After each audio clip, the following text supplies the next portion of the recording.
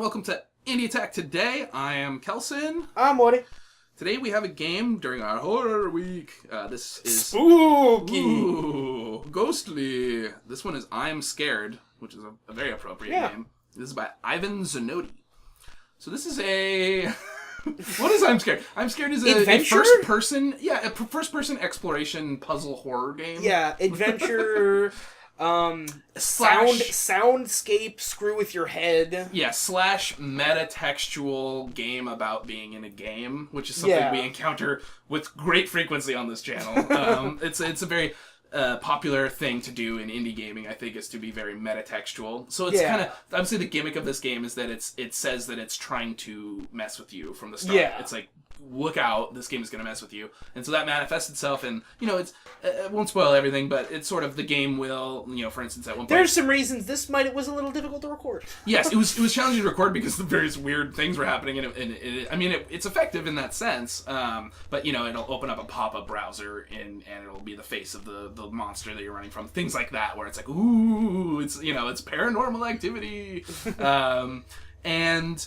it's a genre bender in that way. It's trying to subvert your expectations and be like, ooh, you don't know what's coming.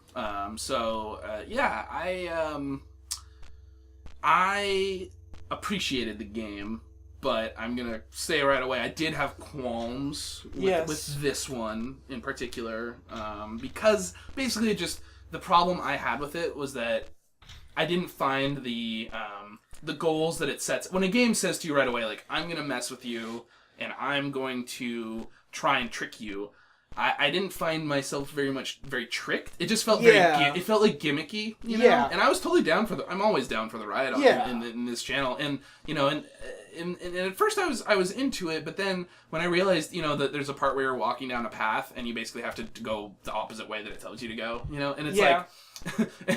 that to me isn't really that much of a fun thing to discover. It's more there's just not really much of a cerebral element to. You lied. There's exactly. There's exactly. It's not like I'm having these like divergent gameplay options or whatever. Yeah. It's more like, oh, I'm saying this, but I'm a trickster, Yeah, because we like our trickster gameplay, Sure. Harkening back to one of our favorite games we have played, which is Hopslide. Yeah, absolutely. Of screwing with how you do stuff. Hopslide, some of those elements, like working as a horror concept, I feel that's kind of that's sort of what this is. Yeah, exactly. But, to be fair, this did come out several years ago, too. But, this game...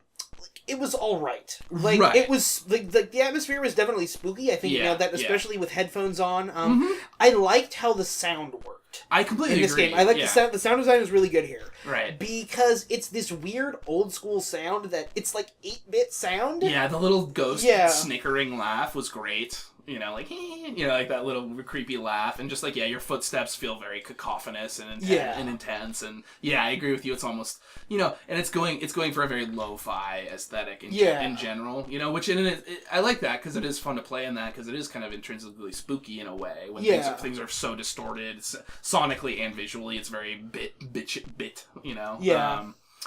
And so, I feel like it's like solid B- for me. Yeah. You know what I mean? It's not bad, and it's worth playing, and it's fun, and some people will probably, enjoy it more than I did. I just, in my critical way of looking at it, I just felt like, it half delivered the concept. The interesting premise of this game is maybe not as fleshed out as it could be. Right, and it had the conclusion of the game is one that we've put on this channel, have gotten to that point, and it just I guess I sort of felt like, okay, it didn't feel as original as it said it. If it hadn't said right at the beginning, this is going to be really original. Yeah, don't say you're going to screw with people. Yeah, because then I'm like, okay, I'm ready for it, and then when it doesn't live up to that, it's just a little bit of a letdown.